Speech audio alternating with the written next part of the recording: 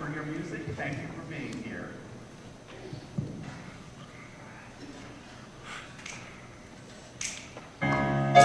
Where's all my worshipers? Woo! Where are all my praisers? Yeah. I want everybody in the room to put your hands together because every praise belongs to God. Here we go. Every praise to our God. Every word of worship. One accord.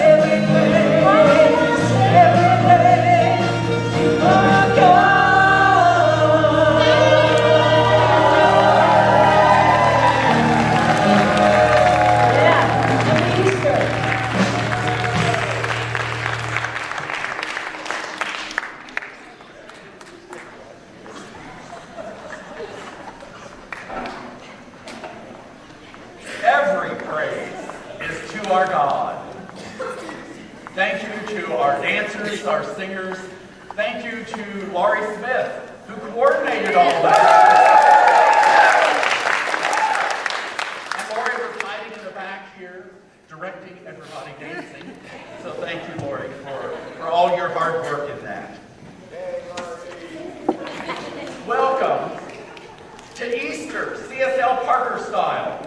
And I hope you're going to like our style. This is a different service, a different way of organizing our service, and so go with the flow. Allow Spirit to move with you today. In Matthew, the 26th chapter, the 6th verse, 28th chapter, the 6th verse, when Mary, the mother of Jesus, and Mary Magdalene and the women were coming to the tomb, the guard by the tomb said, "He is not here, for he is risen." Jesus had been resurrected, and that's what we're celebrating today, is that resurrection of Jesus, but what that means for each one of us. And what it can mean for us is that we are resurrected every time we turn our attention toward God. When we recognize that we are spiritual beings and we leave behind all of our physical conditions, all of our physical complaints, all of our things we want to hold on to. I call them our stories. When we leave our stories behind and we turn our attention to Spirit, we are resurrected into a new life. A life as spiritual beings. And so that's what we're celebrating today. Being resurrected into a new life, into a new consciousness. Understanding the truth of who we are. Now this past Friday, our Jewish brothers and sisters celebrated Passover. Passover was when they made their sacrifice to God, to be acceptable to Spirit. So they made their sacrifice, they took the blood from the sacrifice and put it over their door. And when the Spirit of God passed over, it would see their sacrifice and bless their house. What does that say for us? As we know that we don't have to make a sacrifice like that to God. But we know that when we turn our consciousness to God, then we have a new life. We are acceptable, if you want to say that word, to God, to Spirit, because we are recognizing its power in our life. And we say here at Center for Spiritual Living that God is all there is. We recognize that there's nothing outside of God. And so, with God being all there is, aren't we one with God? We can't be outside of that power and presence. And so we celebrate that recognition that we are resurrected into this new life. Jesus was not a Christian. He was flesh. Jesus was a Jew. And so when Jesus looked at this ritual, if you will, of putting the blood sacrifice on your doorpost, Jesus said what this represents is the change in consciousness. It's freeing people from the dominion of the senses. Last week, I talked about how we have the five senses. And when we look at truth, we can look at truth from the five senses. What we hear, feel, smell, taste, see. And that is a limited truth. Wayne Dyer said, if you only believe what you see, then you are limited to what's on the surface. If you only believe what you see, why do you pay your electric bill? You can't see electricity. Why would you pay for it? If we are limiting ourselves to just what's in the five senses. So we get to expand our lives. We get to know that there is something beyond the five senses. And that is our spiritual life. The intuitiveness, knowing that Spirit is everywhere and Spirit is right here with us. So when we leave behind the limitation of our lives and move to the unlimited potential that we have, recognizing ourselves as spiritual beings, then we have unlimited possibilities that open up for us. This past Friday, not only was it Passover in the Jewish world, but it was Good Friday in the Christian world. That was the day that Jesus was crucified. I still haven't figured out why they call it Good Friday. But I did learn last night why they call it Maundy Thursday. Maundy is, what was it, Tom? Something mandated. Latin. It was Latin, that's what I was trying to think of. Latin for mandate. And at the Last Supper, Jesus mandated for his disciples to love one another. And so it's a mandate to love one another. Good Friday was the day that Jesus was crucified. And so as he hung on the cross, he was vulnerable. He was giving up his human life. in order for the Holy Spirit to be able to come and to add comfort to people, to give guidance to people. He knew that he could not be everything, and his physical human life was not going to serve everyone in their best. And so we have Jesus dying his human life, his physical life, in order to live a more spiritual life. The resurrection happened today when the women came to the tomb and they said, "He is not here, he's risen." There was great excitement because there was new life, there was new hope. He told us that he would go away, but he would come back. For our lives, when we allow ourselves to die to our humanness, to die to the things that hold us back, we are raised up in resurrection to walk in a new life, in a new way, to experience new things, because we don't limit ourselves by anything that is here on this earth. Ernest Holmes, our founder, said, "It's not just our privilege to be born again, but to be born again and again and again and again into a new revelation." And so each time we turn our consciousness to God, we are born again into that new revelation that we have unlimited life before us, that we have great potential for whatever it is that we want to do in life, and that Spirit always says, yes, yes you can. So we want to open ourselves to that resurrection, to that consciousness in life that allows us to receive so much more than what our limited lives have allowed us in the past. We are one with God. That was the power of Jesus.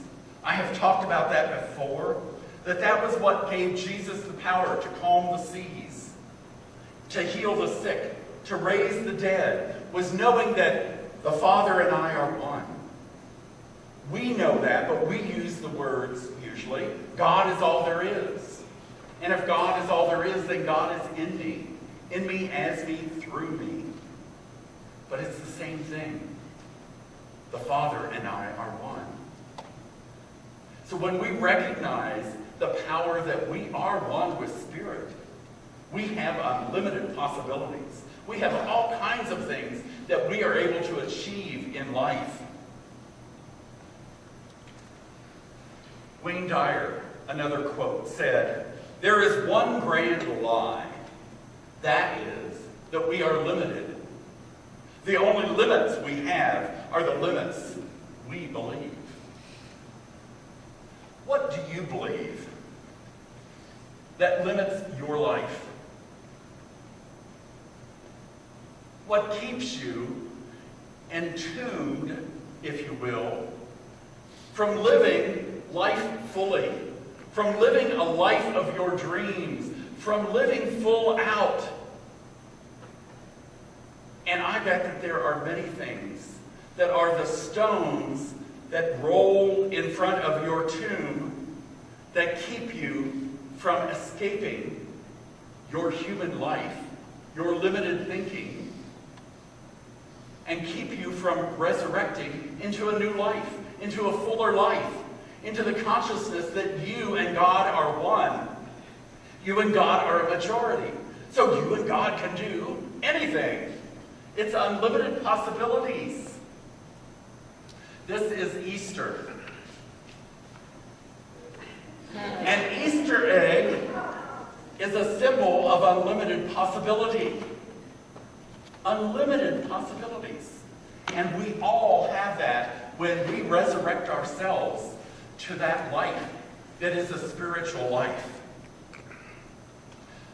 So I'd like for you to think for a moment about what stones have rolled in front of your life and kept you from living that spiritual life, from living fully the unlimited life that Spirit has for you. Maybe it's the stone of doubt. Maybe the stone is called fear. Maybe it's judgment. Some people deal with the stone of negative thoughts, and it keeps them from moving into a greater life. Some people have the stone of lack or the stone of limitation, and it holds them back from really living life fully. I've talked to more than one person who has the stone of unforgiveness. When we don't forgive ourselves and forgive others, we are held back in life. We can't move forward until we forgive. And then as we forgive, we're able to be lifted into a whole new way of living.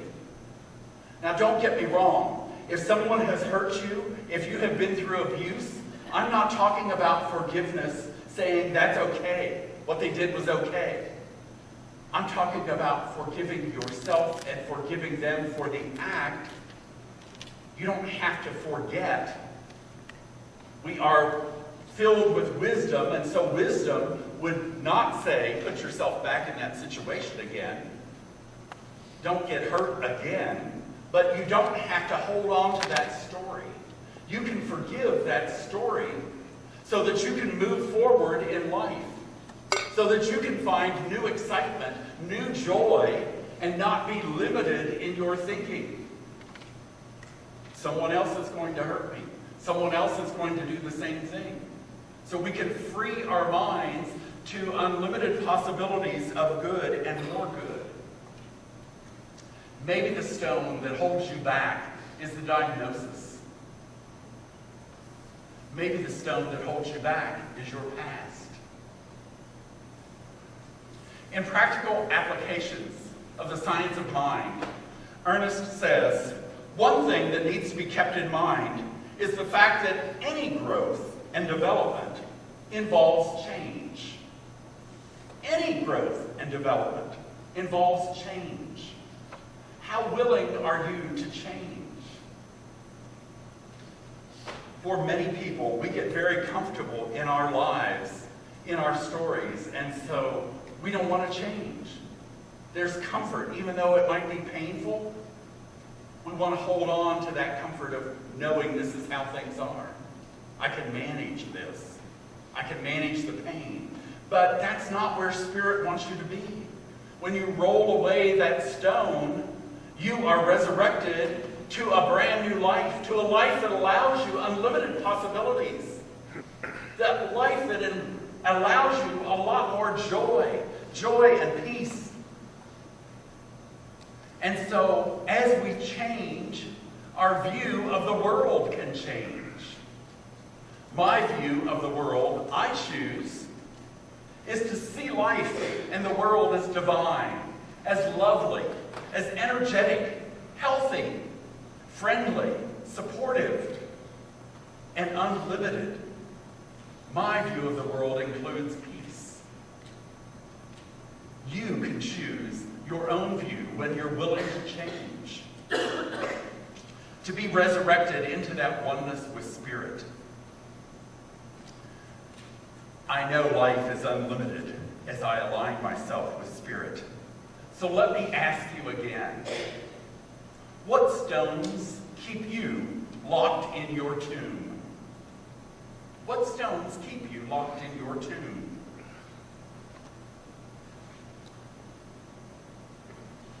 I want you to be able to say, just as the guard said, I am not here.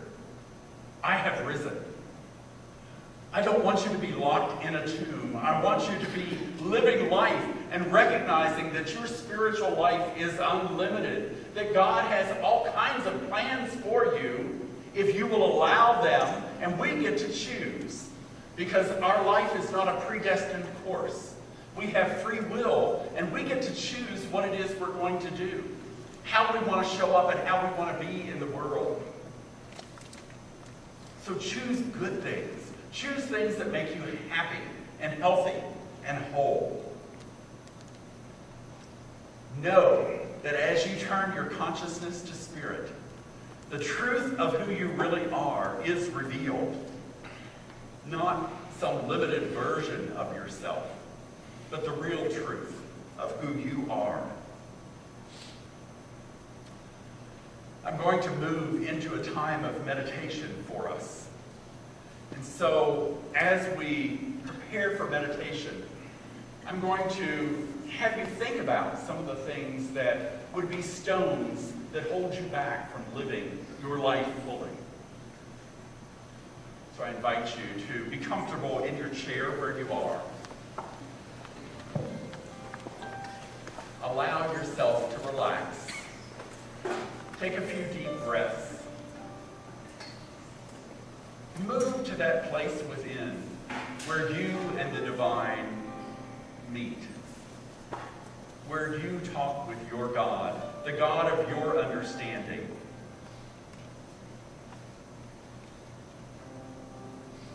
Think about your life. Consider what areas have limited you in your thinking.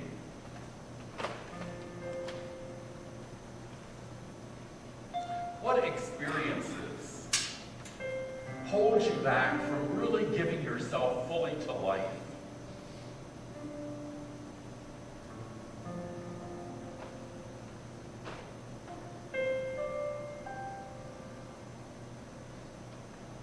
What is the label for that stone that is holding you, keeping you in a limited life?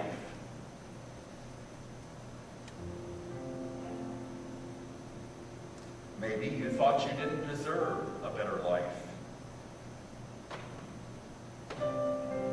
Maybe you thought you didn't deserve prosperity, abundance.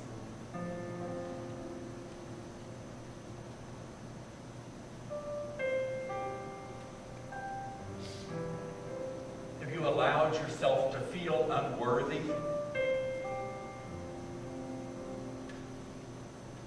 Maybe that unworthiness was that you felt you weren't worthy to have a wonderful relationship with the perfect partner of your dreams.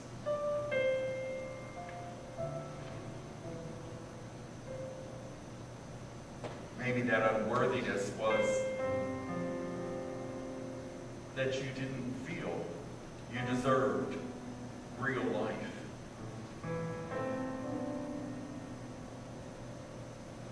God wants good and more good for each one of us. For that is the nature of spirit within us. And we recognize and look at that nature of God creating an unconditional, loving nature. We open ourselves to that.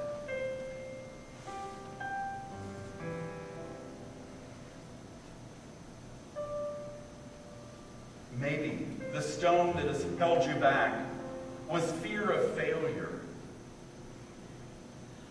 Maybe fear of success.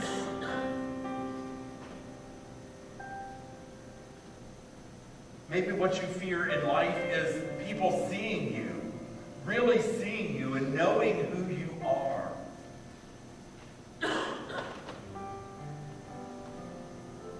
Did you doubt that God would provide for you? Is that what holds you back? Is feeling that God may not provide everything you need in life?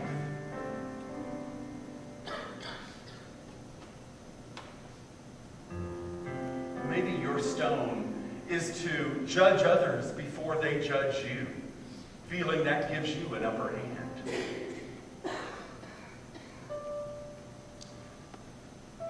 Take a few moments in the stillness of this space, with the soft music playing,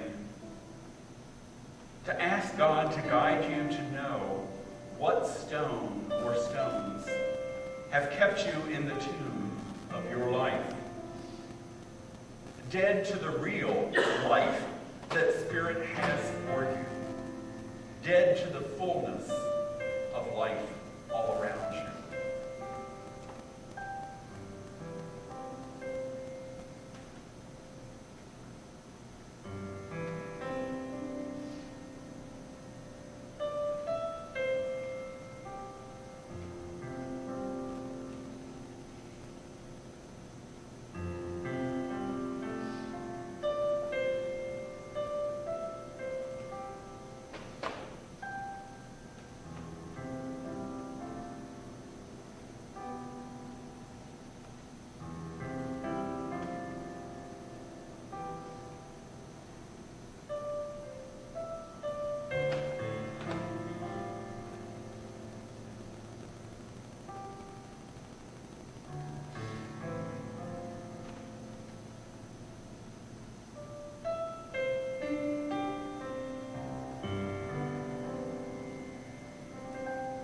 as we relax and breathe into this sacred space.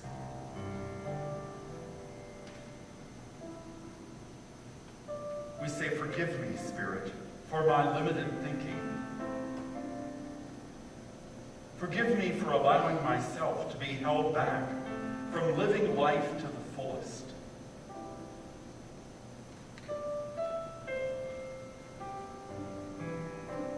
Thank you for the clarity of sight to know what stones I need to roll away. The stones I need to roll away today so that I can say, I am not here. I have risen. Risen to the resurrection of my spiritual life, of my new life, relying wholly on you, knowing that you are my source, and that good and more good flows to me throughout my life.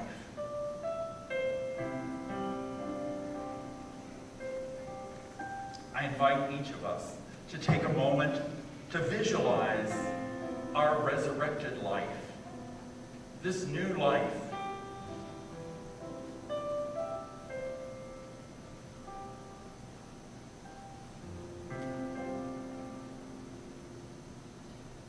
How is this life different from the past?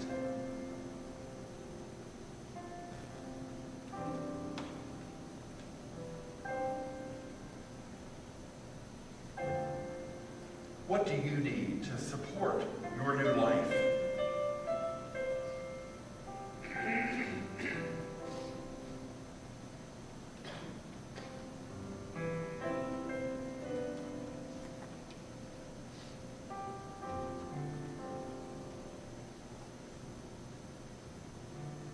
Breathing in this vision of our spiritual life, our resurrected life, the fullness that God has for each one of us. We say thank you.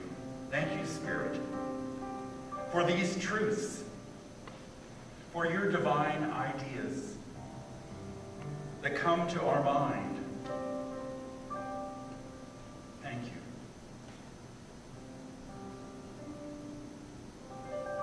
And now I invite you to take a deep breath, signaling to your body that it's time to come back to this time and space reality.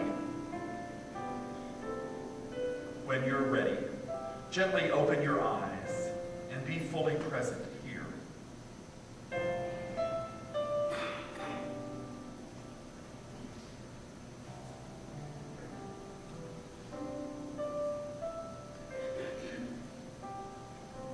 To help us ground the message that Spirit has given each one of us, the things that have entombed us, the stones that have kept us from living life fully, I invite you to participate in this next part of our service.